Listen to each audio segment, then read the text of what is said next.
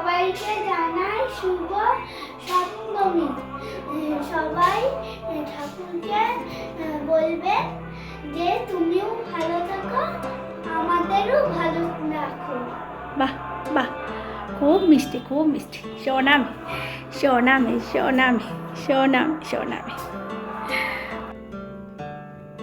নমস্কার, সকলকে জানাই মহাসপ্তমীর সন্ধ্যাতে সকলের এই সন্ধ্যাটি খুব সুন্দর কাটুক। আর এই বছরটাতে বৃষ্টি তো নেই, বৃষ্টি না হওয়াতেই যে আমরা একটু সাজুগুজু করে বেরোতে পারছি। প্রতি বছর জানেন তো এইরকম বৃষ্টি হলে নানা অসুবিধার মধ্যে পড়তে হয় এই বাঙালিদের। আর বাঙালিদের উৎসব মানেই আমাদের সেরা উৎসব হলো দুর্গাপুজো। চলুন সন্ধ্যের সময় এখন যাব। এই যে সোহাগ আর আমি রেডি হয়েছি।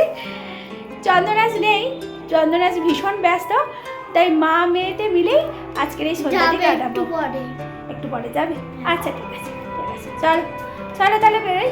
চলুন আপনাদেরকেও দেখাই বাড়ির সামনের প্যান্ডেলটি যে কেমন হয়েছে। বাড়ির সামনেই এত আলোর রোশনায় চারিদিকটি জানেন তো ঝকমক করছে। চলুন। দরজা খুলে মা মেয়েতে মিলে বেরিয়ে পড়ছি। তবে জানেন একটি দুঃখের বিষয় হলো এই যে পদ্মফুল গাছটি হয়েছে তাতে দুটো চারটে মাত্র কড়ি ধরেছে, কিন্তু একটিও ফুল ফোটেনি। এই যে বাড়ির সামনে আলোর রোশনায় চারিদিকটি যেন ঝলমল করছে। সোহাগকে বললাম চ একটু তাড়াতাড়ি যাব, মনটা আর মানছে না জানেন। প্রতিটি সময়ই তো বাড়িতে একা একা কাটাই, তবে পুজোর এই 7টি দিন এই মণ্ডপটিতে না বসলে মনেই হয় না যেন দুর্গা পুজো। তবে আমাদের এখানে সকলেই সন্ধ্যা হলেই এই মণ্ডপটিতে বসি। সোহাগকে তাই বলছি যে চ তাড়াতাড়ি, মনটা আর কিছুতেই মানছে না। ওই যে পেছনে যে হলুদ বাড়িটি ওটাই সোহাগদের। তবে গুটি কয়েক পা দিলেই মণ্ডপটি আমাদের। এই যে এখানে দুই মামি শাশুড়ির মেয়েরা আর এই যে সোহাগ চলছে ঠাম্মিদের সঙ্গে দুষ্টুমি। জানেন কতক্ষণে যে এসে বসবে এখানটায় সেটা আর মনে হয় ওর মনটাতে বাদ মানছিল না। তাড়াতাড়ি চলো মা, এই শব্দটাই কতক্ষণ ধরে যে তাড়া করিয়ে বেরিয়েছে আমাকে। হ্যাঁ জানেন এই ছানাপোনাদের আনন্দটাই মনে হয় একদম অন্যরকম।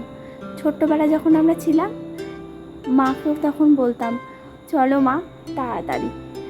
তবে এখন তো বড় হয়েছি, সেসব দিনটা অতীত হলেও কোথাও যেন সোহাগের মধ্যে দিয়ে সেই সব ছোটোখাটো স্মৃতিগুলো একটু একটু করে উঠে দেয়। আজকে জানেন বহু মানুষ সেলফি তুলছে। আমাদের এই মণ্ডপটি অনেকটা বড়, জায়গাটা জুড়ে প্যান্ডেল হয়। আর এই যে প্রতিমা অসম্ভব সুন্দর লাগছে।